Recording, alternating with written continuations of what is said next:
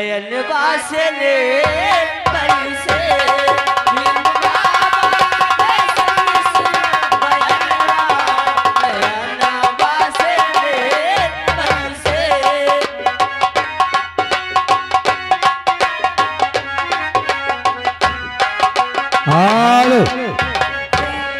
और आप हैं जल्दी बोलो। जय नारायण। हाँ।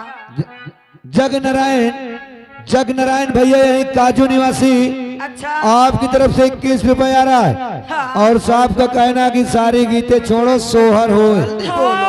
नयन वासनी बरसे हो नयन वासनी बरसे भीम बाबा के सुन सुन के बयानवा नयन वासनी बरसे भीम बाबा के सुन सुन के बयानवा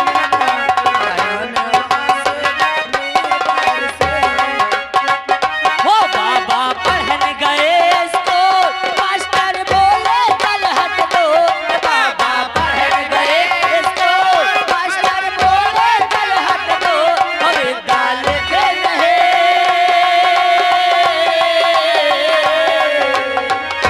और गाल के नहीं आचू करके करनवा नयना वासले बरसे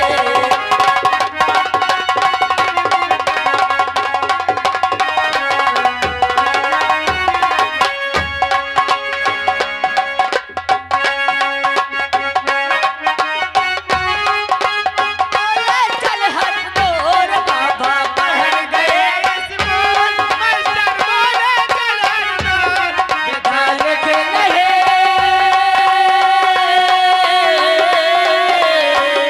हो बेगाल के नहीं आचू करके करनवा नयना वासले और आप आ गए मूलचंद भैया यही ग्राम सभा काजू। हाँ। आपकी तरफ से 21 रुपए आ रहा है, लेकिन सोहर सुनाइए। और जे सोहर से बहन जी कैसे कहना है कैसे अरे रतिया भय न दिलाल हो और रतिया भय न दिलाल हो भोरे आ गई नदिया हाल। और आप हैं मानवर श्रीमान संजीव कुमार ग्राम सभा छोटी बसोहनी, जो इस समय दिल्ली में है, लाइव वीडियो देख रहे हैं। आपकी तरफ से 11 रुपए आ रहा है। और साहब के बच्चों का नाम है श्वेता कुमारी, हिमांशु एंड अनमोल। अच्छा। और साहब की फरमाइश है स्वर्ग से सुंदर सपनों से प्यारा। अरे आ गई न नदिया हो आ गई न नदिया हो आ गई न नदिया आ गई न नदिया हो आ गई न नदिया हो आ गई छिनरिया रतिया भय न दिलाल हो भोरे आ गई न नदिया रतिया भय न दिलाल हो भोरे आ गई न नदिया रतिया भय न दिलाल हो भोरे आ गई न नदिया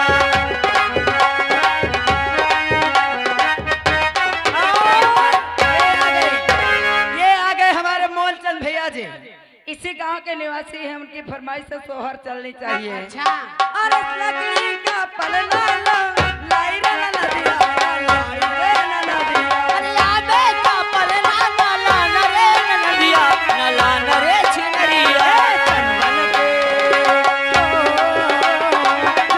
के हम रोरे बाज हो मारे आ गई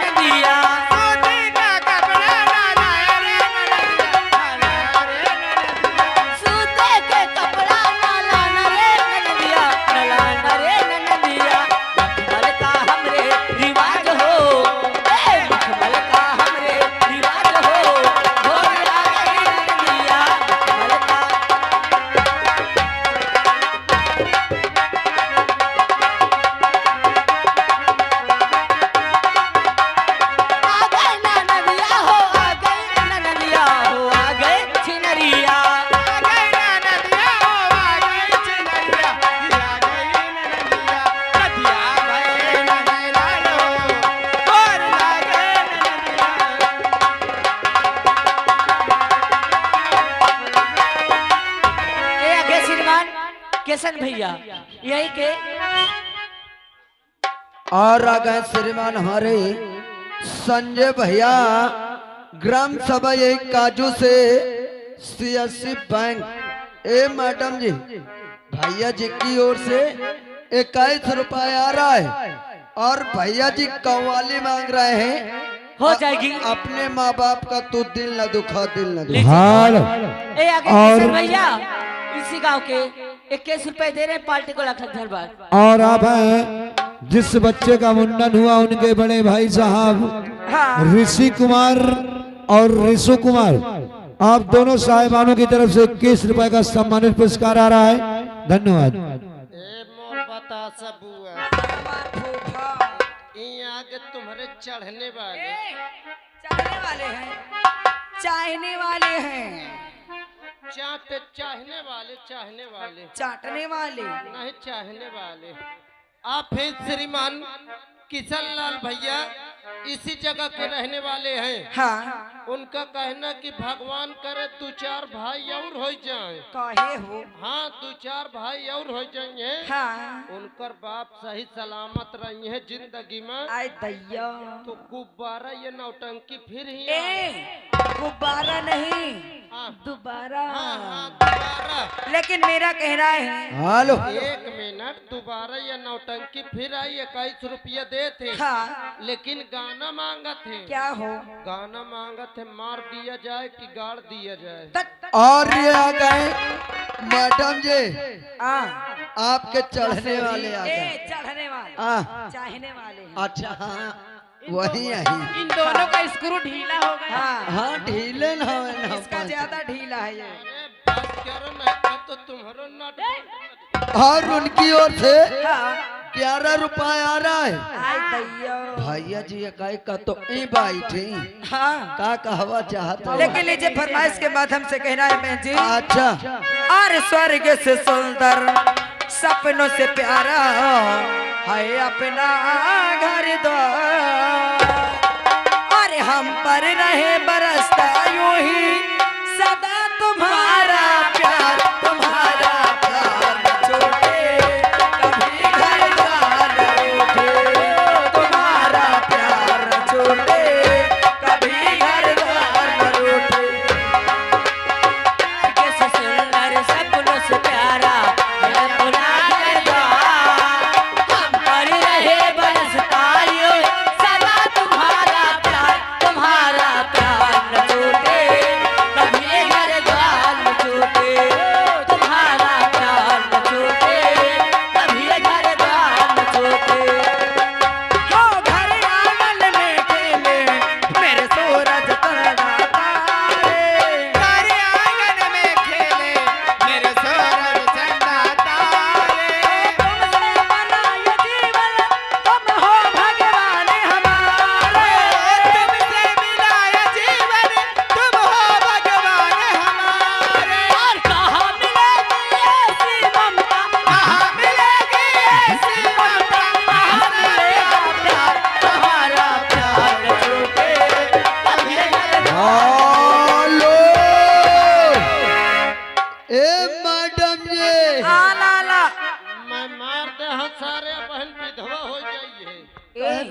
ऊंच खाली नहीं समझ में आवत। अबे जब ये ठार रही है तो तका करे अगर अरे पैसा लाई के हैं। ये आ गए श्रीमान हमारे नीरज भैया यही काजू से। अच्छा उनकी ओर से 51 रुपया आ रहा है और गीत सुनाइए अपने जन्नत को खुदा के लिए। हेलो आ ये मैडम जी जी साथ साथ आ गए जिसका मुंडन हुआ उनकी बहन जी जिनका नाम है मानसी देवी एंड खुशी देवी। अच्छा दोनों बहन मिलके 20 रुपए दे रही है मैडम जी। हाँ। बहन जी के लिए आप क्या कहना चाहते और हैं? जे कहना है क्या कहना है? फरमाइश के माध्यम से कैसे? और अपने जन्नत को खुदा के लिए दो जगह बना। अरे जन्नत को खुदा के लिए दो जगह बना। अपने जन्नत को खुदा के लिए दो जगह बना। जन्नत को खुदा के लिए दो जगह बना। अपने जन्नत को खुदा के लिए दो जगह बना। अपने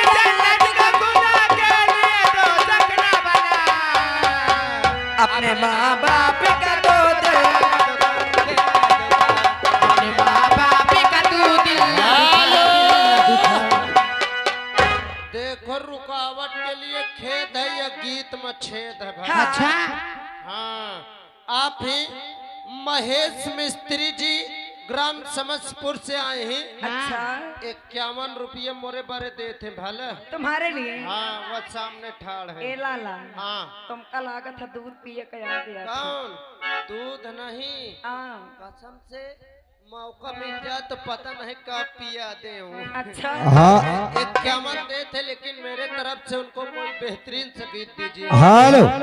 अरे मैडम जी हाँ ये आ गए हमारे माननीय श्रीमान लक्की भैया के दादाजी जी फूलचंद मिस्त्री। हेलो यही काजू से ये 100 की नोट पे तुम चारों बहनों को हाँ और 20 रुपए शनिचर को हाँ स्पेशल पुरस्कार दे रहे हैं और 51 रुपए हमारे मैनेजर साहब के लिए दे रहे हैं। धन्यवाद। हेलो हेलो आज जी आ गए महेश बाबू आज जो दैया समस्तपुर से चल के आ रहे हैं। हाँ वो मेरे लिए स्पेशल 51 रुपए दे रहे हैं। और लीजिए कहना क्या है। हाँ